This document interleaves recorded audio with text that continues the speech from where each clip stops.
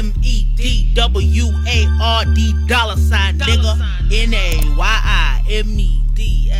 Welcome if you're new. Welcome back if you're returning. My name is Naeem Edwards. I am your host, audio only. Today, Quavo just took it to a whole nother level by phoning a friend from the other side for his diss track back to Chris Brown.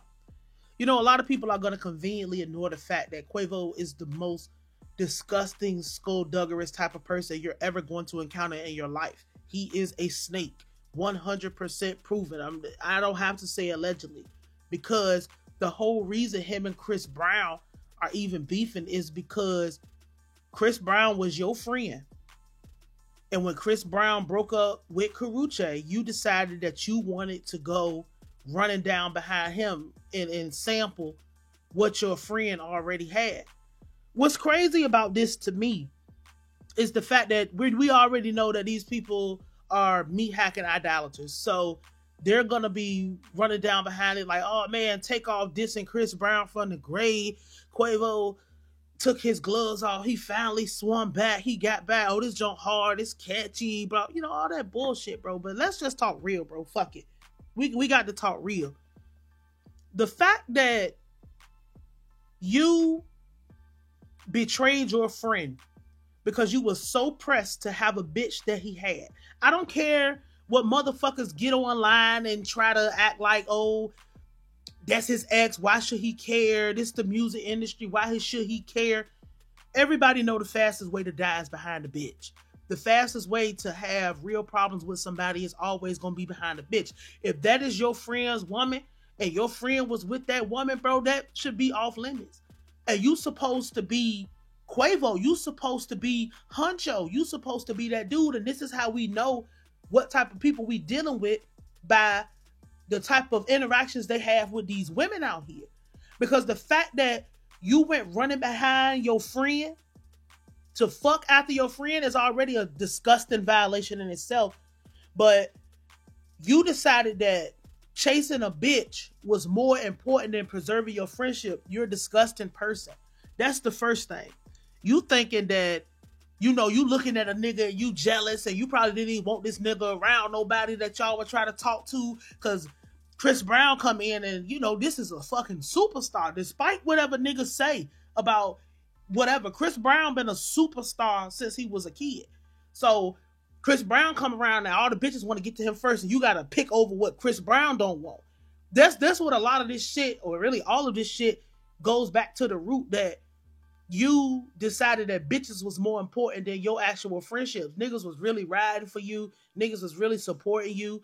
Niggas really was your friend, but you let that jealousy shit and all that bullshit go to your heart because evidently everything that comes out of your mouth is fucking fraud. So you can get on the diss tracks and, you know, it's fun to hear niggas call niggas smokers and all of that shit. Yeah, nigga, we already knew Chris Brown was a smoker. So it is what it is. Like, niggas is not denying the fact that they're drug addicts. The thing with you is that was violation number one. Chris Brown comes back and he let it be known that, like, okay, you want to run around with my bitch, nigga. I crucified Saweetie when y'all was together. I was nailing that bitch to the cross while you was with her. And you stayed there and was still cupcaking and you are a bitch and we wish it was you who died. Everybody said that, by the way. Niggas is like, that took it too far. Y'all don't know what rap music is. Y'all used to listening to the Backyardigans, apparently. Because the minute that you violate our relationship, you let it be known that there's no more rules, there's no holds bar, there's no limits to this shit. Once you decided that violating what our relationship was supposed to be was more important than anything, you should be lucky that all it is just music. And I personally feel like if Quavo and them would have pulled up and fought, it wouldn't have been no problem. Like, we would never even be where we are today with this shit. But that's neither here nor there.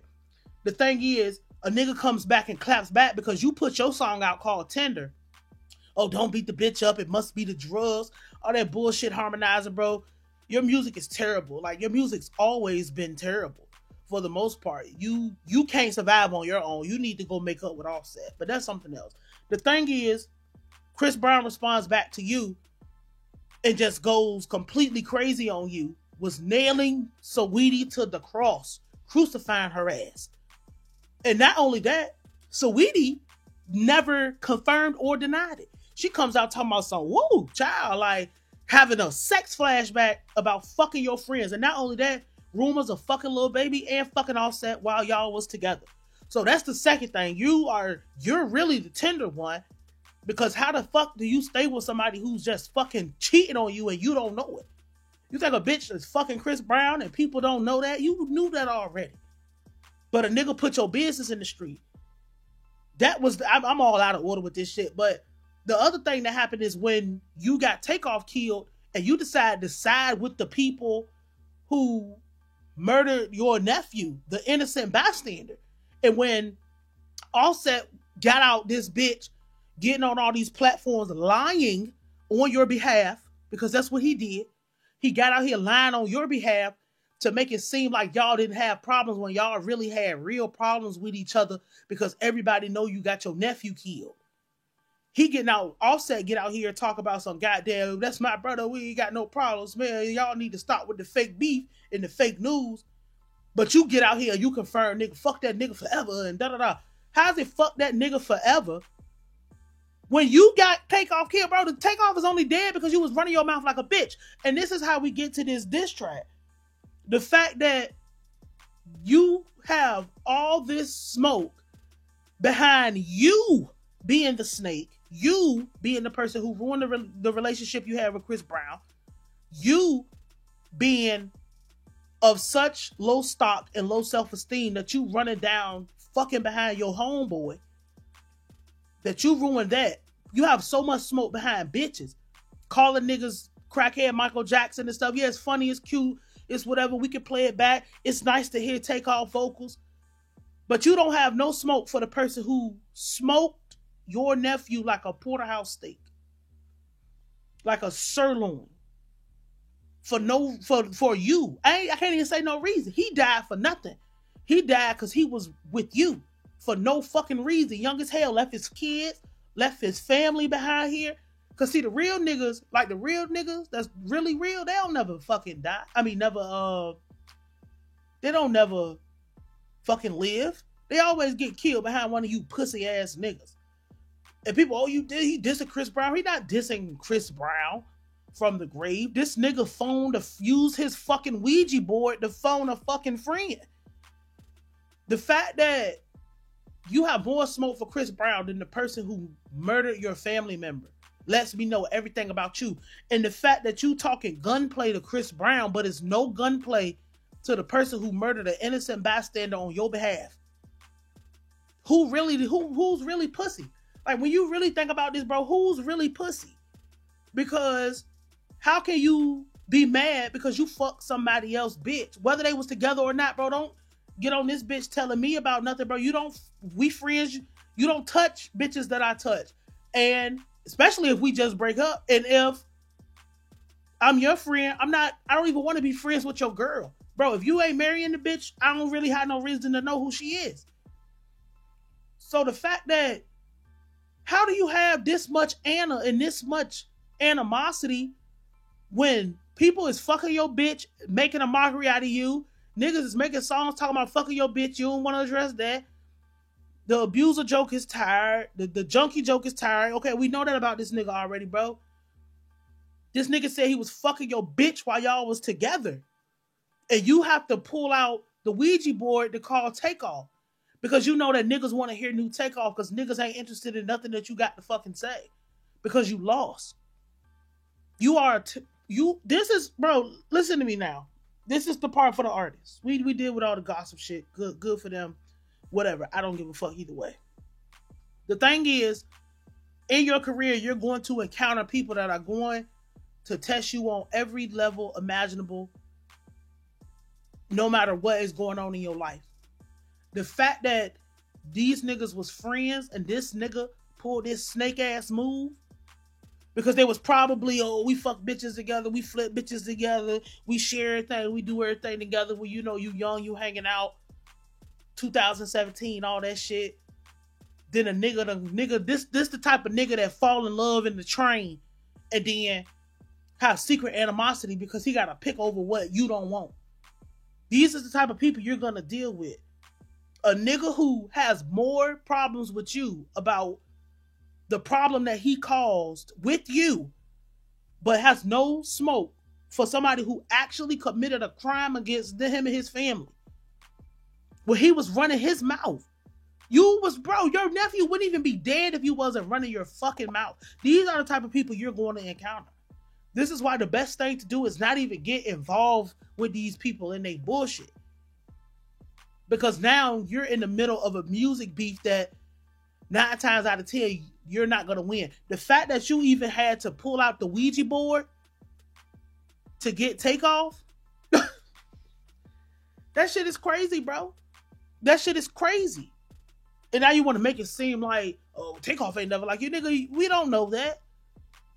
Apparently Takeoff didn't have no problems, but you the one running around here making a mockery out of everything, ruining everything you touch, everybody lying on your behalf. And this is what happened when you gas these weird niggas up. I was telling Theo, bro, it don't matter what niggas look like or nothing like that. A nigga who ain't never had no women experience is going to show you every time. And one of the indicators of that is a nigga's trying to fuck behind their friends because they don't have no confidence and they don't have no way of getting their own, getting their own shit. I don't have to bring up the fact that you was dragging Saweetie like a fucking dog on a leash in that elevator, slinging her ass around. Like, that shit was crazy. Like, you're crazy as a bitch. And this is how you, man, let me go ahead and cut this shit off, because this shit is just crazy as fuck to me. Like, this is crazy as fuck to me. This nigga put, like, just for pussy, you pussy, bro. Where is the smoke for the person who killed Takeoff? And why is the nigga, like, this is my whole thing with this. Fuck everything. If you made it this far, let's just say fuck everything I just said. How can the nigga who ruined the friendship be mad when the shit implodes? You started this shit, nigga. Now eat this shit. You deal with it. This is your doing. This ain't got nothing to do with nobody. This is your doing. You decided that this was more important than your relationship with Chris. Now deal with it. And let's be real, bro. You ain't about to shoot nobody. Nobody's gonna die, bro. Chris Brown really on powder, bro. If I was you, I would just go ahead and leave it alone. Because smokers and shit, you don't want to get into nothing with them. And that ain't saying that you a bitch. We know you a bitch, bro. That's not saying that you a bitch or nothing like that if you walk away from a drug addict. That's just letting it be known that that is a drug addict. So I'm not about to get myself involved, because those people don't have no bounds. Those people don't have no limitations. Just like when you was running down behind Karrueche, now bitches is laughing, niggas. Everybody done fucked your hoe. You stayed with her. You the lamest nigga in the music industry. Clearly, niggas gassed you up because you sound good with the auto-tune, but you forgot that niggas can really, everything. You got robbed on the boat. I forgot. Oh my God. Let me cut this off. I'm gonna holler at y'all tomorrow. NAYIMEDWARD $, nigga. NAYIMED.